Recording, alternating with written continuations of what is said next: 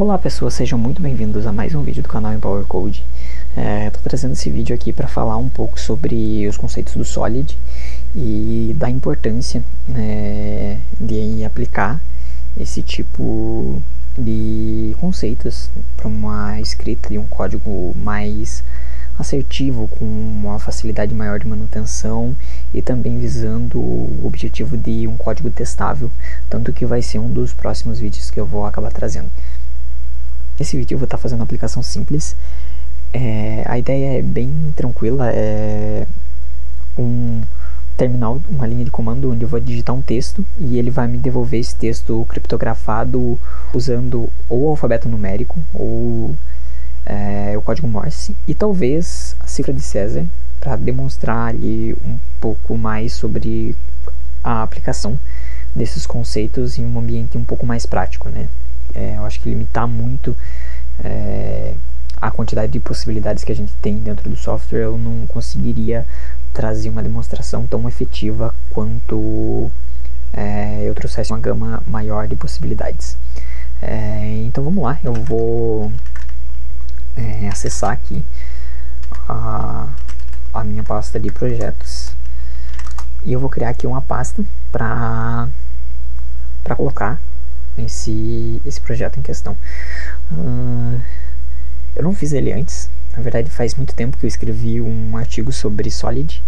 Inclusive, se você tem preferência por conteúdo escrito, eu vou deixar linkado aqui na descrição também esse conteúdo. E enfim, você pode ler por lá também. Vai ser Cifrando, um nome bem conceitual. Vou dar um CD aqui, Cifrando, LS, como não tem nada, e eu vou abrir isso daqui no Vim. Eu tenho usado bastante Vim ultimamente. Esse daqui é mais específico, uma versão do NeoVim, com uma gama de plugins para facilitar o trabalho. E eu migrei recentemente do VS Code, então minha produtividade ainda não está das melhores com esse editor, mas estou me adaptando bem. Inclusive indico. Eu vou usar uma ferramenta aqui para mim fazer o setup inicial do projeto, já que esse não é necessariamente o foco, né? Então eu vou iniciar o projeto aqui. Ele vai perguntar se eu estou usando, se eu já iniciei algum projeto, então eu vou falar aqui que não. Um gerenciador de pacote, vou usar o ban aqui só por questão de velocidade, como não é nada concreto, eu acredito que vai ser mais assertivo. Usando VS Code, não. TypeScript aqui, ESLint, sim, para configuração acho que vai ser interessante. Se eu vou fazer teste, sim, eu vou deixar os testes configurados. Talvez eu traga um vídeo só sobre testes como sequência desse vídeo aqui. Ele vai fazer as instalações das bibliotecas necessárias e vai finalizar, inclusive já acabou. Então a gente já pode iniciar ele aqui. Aqui tem um console log, bem tranquilo. E antes de começar, é interessante a gente perguntar, tá, mas por que eu deveria usar Solid na minha aplicação? Complementando um pouco do que eu já disse, é uma forma de você conseguir escrever um código que seja muito mais fácil de manter. Ou seja, você vai ter uma forma mais consistente na tua escrita de código e um código mais desacoplado.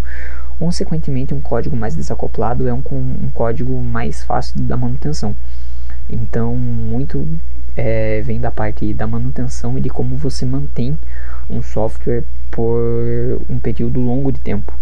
A doença que um software pode pegar com o passar dos anos, e se esse projeto crescer e for mantido, é justamente o fator acoplamento, né? Às vezes você está alterando uma parte específica do teu código e você faz uma alteração e você acaba quebrando uma parte do sistema que não tem especificamente nada a ver com aquilo que você alterou. Esse é um grande problema, porque você acaba não tendo uma certeza de como você deve alterar, você não acaba tendo nenhuma segurança também em nenhuma alteração. Então você nunca sabe que se você mexer em uma determinada linha de código, você não está estourando o sistema inteiro. Isso é muito complicado, porque imagina que você está numa empresa gigantesca de alto porte, e qualquer alteração que você fizer naquele sistema, você está literalmente prestes a explodir uma bomba. Então não é algo desejável para uma sequência de um software, né? Então acredito que o fator de manter um código por longo tempo é um dos principais fatores de você querer e usar o Solid. E talvez para aquele teu projeto que você vai fazer no final de semana com, sei lá, no máximo umas 5.000 linhas de código, você não vai precisar necessariamente seguir todos os passos do Solid ou necessariamente nem usar o Solid, porque, enfim, são projetos pequenos e você pode muito bem fazer a Go Horse e meter o pé na tábua e sair codando, mas com uma visão de que se você quiser crescer um pouco aquele projeto, provavelmente você vai ter que reescrever a tua base de código inteira. Não que isso seja um problema, às vezes é muito interessante você fazer um software rápido, testar ele em produção e enfim, de uma forma a validar que aquela ideia funciona, e depois você começar reescrevendo de uma forma mais segura. Isso para a visão de produto é muito interessante. Mas considerando que você já tem um projeto, ou você quer começar o seu projeto da forma certa e você tem tempo para tal, é interessante que você faça isso desde o começo e fazer uma visão um pouco mais simplista de como você aplica o Solid de forma prática. Então eu vou alterar esse arquivo inicial aqui, vou colocar um index.tsx, e dentro do package.json também tem que alterar o script de teste. Na verdade ele não colocou um script de teste, tá tudo bem. Perdão, um script de start, eu vou colocar aqui o start, e isso daqui vai chamar o tsx chamando source index.ts. Ele está reclamando aqui, perfeito. Vou começar aqui com uma estrutura muito simples, só para exemplificar, e a gente já começa a entrar nos conceitos. Enfim, a única coisa que eu fiz aqui foi declarar 3 propriedades, numbers, letters e words, dentro dessa classe manipulator. A ideia é que essa classe consiga manipular todas as propriedades daqui dentro. Então esse é o ponto principal do nosso software. A gente vai ter algumas propriedades que vão ser manipuladas de acordo com a cifra que eu estou usando, certo? E enfim, aqui eu poderia adicionar uma série de métodos, né, para fazer a manipulação de fato dessas propriedades. Um exemplo, eu quero um método específico para adicionar um number, então eu teria esse método aqui, que ele teria um number, do tipo number, e simplesmente eu faria um this.numbers.push em number. Essa seria a estrutura básica. Então eu poderia adicionar uma série de outros métodos aqui para fazer a manipulação dessa estrutura em específico. Mas se a gente começar a anotar os conceitos do Solid, o primeiro princípio é o princípio da responsabilidade única. E nesse formato, essa classe manipulator não só manipula, como também guarda todos os dados. E, enfim, ela tem toda a lógica de negócio, todo o coração do software dentro dessa única classe. Tanto que se eu quisesse fazer a cifra, eu teria que colocar ela aqui, né? Independentemente de onde eu fosse usar ela. E isso é um problema. Então é esperável que você não adicione todos os métodos e todas as propriedades dentro de uma única classe. Pode chegar um momento que o teu software vai crescer tanto que ele vai ter uma centena de pequenos estados dentro dele e não vai compensar que você tenha todos esses dados centralizados em um único lugar, porque o custo de você alterar, às vezes, um único dado é muito alto, dado a quantidade de dados que estão junto com ele. Então, é muito melhor que a gente abstraia um pouco isso. Então, eu vou acelerar um pouco o vídeo e vou mostrar uma das melhores formas de fazer isso.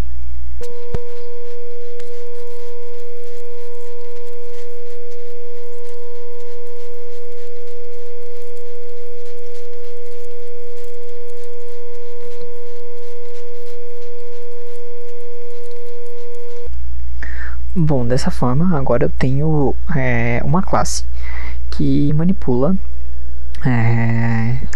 a estrutura de dados que diz respeito a ela mesma. Então, a gente vai ter uma classe só para manipular os números, outra classe só para manipular as letras e outra classe só para manipular as palavras. Mas, provavelmente, quando eu tiver fazendo o encode de alguma palavra que seja, eu vou acabar precisando de um método chamado aqui, por exemplo, get Morse code, e vou receber, sei lá, por exemplo, o índice da palavra que eu quero, que seria um number. Então, nesse caso eu faria um this.words, neste index seria a minha const word, ou seja, eu teria essa word, e aqui eu faria o processo de conversão da palavra, processo de conversão da palavra em Morse. Talvez aqui nem o índice, e sim direto a nossa word, né?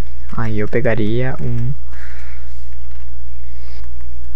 this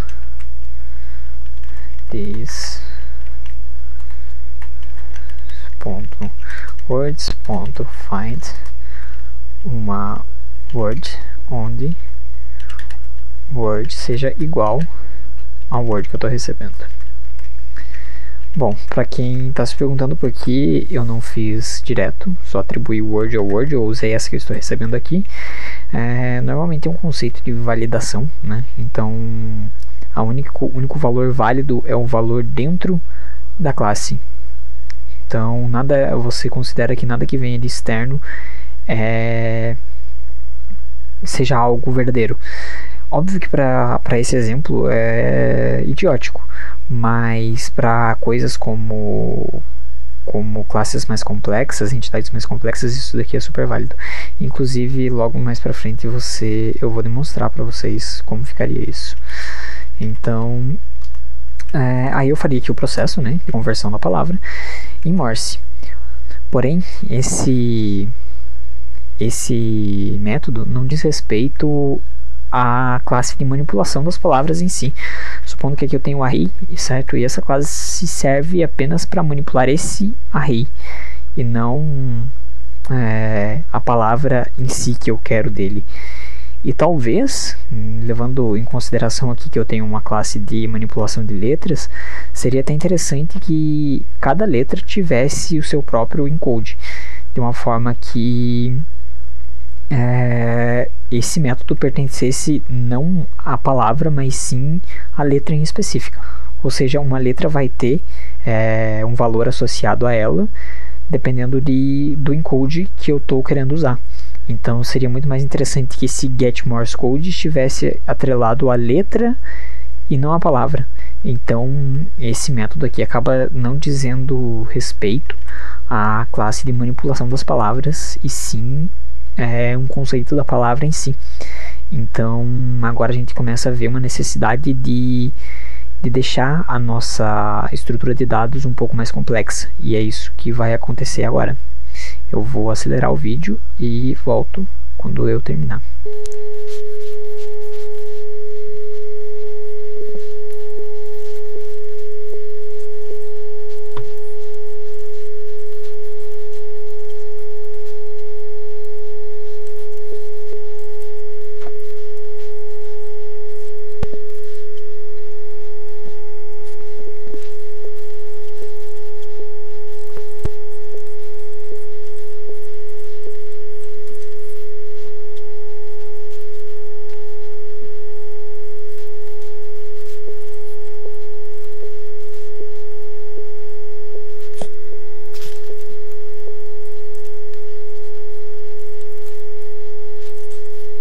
Perfeito. Agora, ignorando a parte do mapeamento ali em cima, é muito fácil notar que esse código é muito mais fácil de ler do que o código antigo. A gente tem uma clareza muito maior do que está acontecendo aqui, tanto que eu não precisaria mais de um manipulador direto de letters, e sim só um para words, caso necessário, né? E enfim, a gente poderia até criar uma classe de text, que seria uma array de words, que por sua vez uma array de letters, e isso já fica uma forma bem mais concisa e mais fácil de entender o que está acontecendo. Agora também, como eu disse, a gente não precisa mais pegar ou fazer um encode de uma letra específica via método. Então, ela já tem por si só a equivalente do alfabeto numérico e do Morse Code direto nela. Então, a partir do momento que eu quiser fazer o encode dessa palavra, eu posso só fazer um mapeamento das letras, trazendo o meu encode requisitado. No caso, considerando que eu vá ter, por exemplo, a palavra abacaxi, a gente teria o que?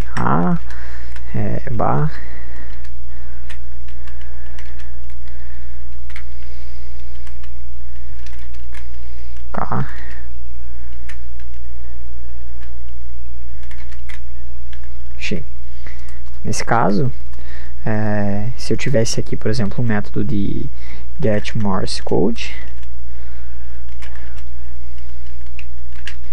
eu poderia simplesmente fazer um this.word.map, passando para ele cada letter. Então cada letter vai retornar o Morse Code. No final de tudo eu passo um ponto join, passando para ele um espaço vazio, e eu retorno isso. Então é muito mais objetivo e direto ao ponto ser feito dessa forma, né?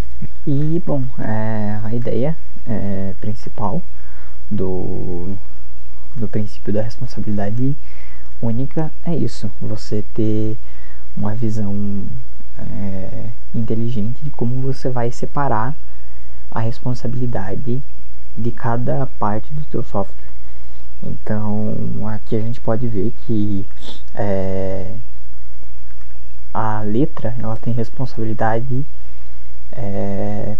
sobre gerar o alfabeto numérico e o código Morse. Isso acaba ferindo essa ideia, né, de você ter uma responsabilidade única.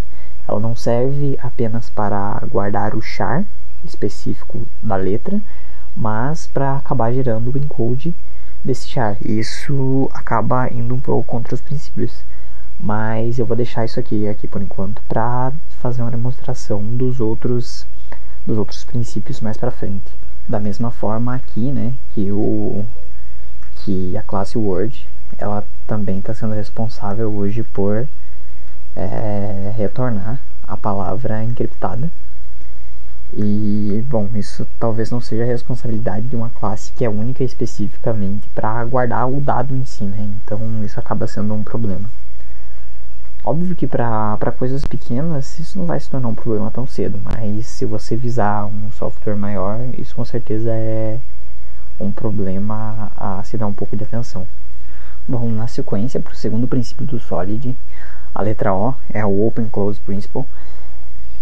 Esse princípio fala que uma classe ou entidade deve estar aberto para extensões, mas fechado para alteração. E o que isso quer dizer? Supondo que eu precise de um outro tipo de encode na minha classe de letter e eu vá acabar adicionando ele aqui, então o que pode ser pensado é que eu poderia vir aqui e adicionar algum outro aqui que também vai ser do tipo string, e depois é só fazer algum mapeamento aqui embaixo e fazer a mesma associação. Porém,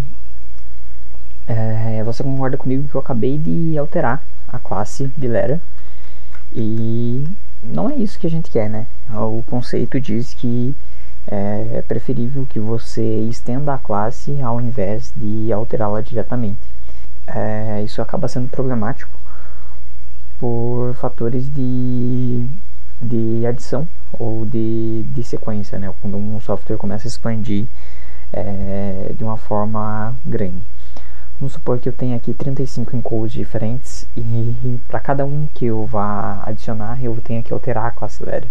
Então é meio problemático isso, eu não queria necessariamente ter que fazer isso toda hora, né? Então vamos resolver esse problema com um pouco mais de código. Bom, uma das principais formas que eu gosto de resolver esse problema é encarando algumas classes como uma entidade específica do software. Quando a gente fala de entidade, é muito granular, né? Tem muitas pessoas que definem algum tipo de entidade baseado em determinados conceitos, e esses conceitos podem variar dependendo da literatura que a pessoa acaba seguindo. Mas eu gosto de levar em consideração que cada classe que tem a possibilidade de ser identificada unicamente por si só já é uma entidade. Por mais que a classe aqui que vai gerar uma instância, né, seja literalmente a mesma, o conteúdo, não só o conteúdo, né, mas o contexto e o local onde ela foi instanciada é diferente. Por exemplo, aqui levando em consideração a palavra abacaxi, eu ainda teria 3 letras A's, mas cada instância de ladder é uma entidade por si só. Então as 3 A aqui são coisas diferentes, né? Eles acabam sendo uma entidade única. Então eu acho que esse padrão de identificação por unicidade é o que identifica uma entidade. E enfim, eu poderia simplesmente adicionar aqui um campo ID, mas eu acabaria perdendo a explicação, né, do princípio do Open Close. Então eu vou criar uma subpasta aqui dentro de Source, chamada core, por exemplo. E aqui eu vou criar uma classe de entity.ts. Essa classe vai definir uma entidade. Então aqui eu vou dar um export numa classe abstrata, para eu não poder instanciar ela, chamada entity. Enfim, quando a gente fala sobre estender uma classe, né, sem alterar a forma que ela se comporta, é interessante notar que aqui eu vou precisar de algum tipo de campo que vá guardar uma propriedade independente do que ela seja. Ou seja, eu posso ter uma entidade que vai ter uma propriedade nome, uma propriedade idade, e eu posso ter uma outra entidade, no caso de ladder, que vai ter um char, ou enfim, anyways, qualquer coisa. Então é muito interessante que eu tenha uma forma de identificar o tipo dessas propriedades para mim ter inteligência no código. Então aqui a forma que eu gosto de fazer é receber uma tipagem genérica aqui através da entidade, e aqui dentro eu declaro uma propriedade privada chamada props, que é desse tipo. E também, por ser uma identificação de uma entidade, né, aqui a gente vai ter também um método privado que vai ser um ID. Aqui eu esqueci do class. Tá, e por que os métodos privados, né? Isso daqui é um conceito interessante que diz que toda classe deve ter o seu conteúdo privado, e ele só deve ser aberto caso haja necessidade através de métodos getters e setters. Nada pode alterar diretamente essa classe. Isso também é uma derivação do conceito do Open Close. Então eu não vou ter uma alteração direta às propriedades, mas sim via método, para que dentro dessa classe eu possa determinar a forma que eu quero alterar as propriedades ou o ID. Nesse caso, o ID não pode ser alterado. Uma vez que ele é declarado, ele não muda, pois é um identificador único. Já aqui eu vou declarar um método protegido do construtor, que vai receber as propriedades do tipo T e um ID, que é opcional. E por que o ID é opcional? concorda comigo que se eu tiver um banco de dados, por exemplo, eu vou trazer uma estrutura de dados que já tem um ID. Então, eu vou passar esse ID aqui para dentro. Mas, caso eu esteja criando uma instância nova de uma classe, não necessariamente eu vou ter o ID nas minhas mãos. Então, eu quero que isso seja gerado automaticamente direto pela classe identidade. E, bom, para deixar um pouco mais claro o que seria a ideia de identidade, eu vou declarar um método público aqui, chamado equals. Esse equals recebe uma outra entidade. Essa entidade vai ser do tipo unknown, ou seja, é uma entidade desconhecida. Contanto que seja uma entidade, ela já é válida para comparação, né? E aqui eu vou retornar se o ID da entidade atual é igual ao ID que eu estou recebendo aqui. Então, o único padrão de igualdade que a gente tem entre uma entidade e outra é o identificador único. Isso define o que é uma entidade. Obviamente, mais uma vez, existem padrões diferentes, existem formas diferentes de construir isso, em linguagens diferentes, então você vai adotar isso da forma mais concisa e clara para a tua linguagem e para o teu conceito. Bom, aqui, então, na minha classe letter, eu vou fazer o seguinte: eu vou declarar uma interface aqui, chamada letterProps, que vai ter um char, que é uma string, um numerical alphabet, que é um number, e um Morse code, que também é uma string. Agora, basta que eu tire isso e faça com que a minha classe letter ela estenda a minha entidade, que vem de lá.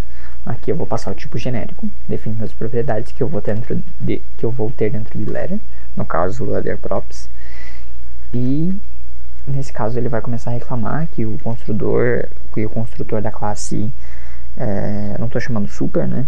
E a ideia é que eu deixe que a classe identidade cuide dessas atribuições, né? Então eu vou acabar criando aqui um método estático para mim poder fazer a instância da classe, né? Aqui eu vou receber as propriedades e também o meu ID, que é opcional, e é uma string. E o ID opcional volta naquela mesma lógica, né? De eu poder estar querendo instanciar uma letter que já exista, né? Eu já tô querendo fazer uma referência para algo que já existe dentro do sistema. Bom, agora a gente acabou perdendo, né, a criação do padrão numérico e do Morse code, então vou acabar criando aqui um outro método estático chamado create from char, e aqui eu vou receber um char do tipo string,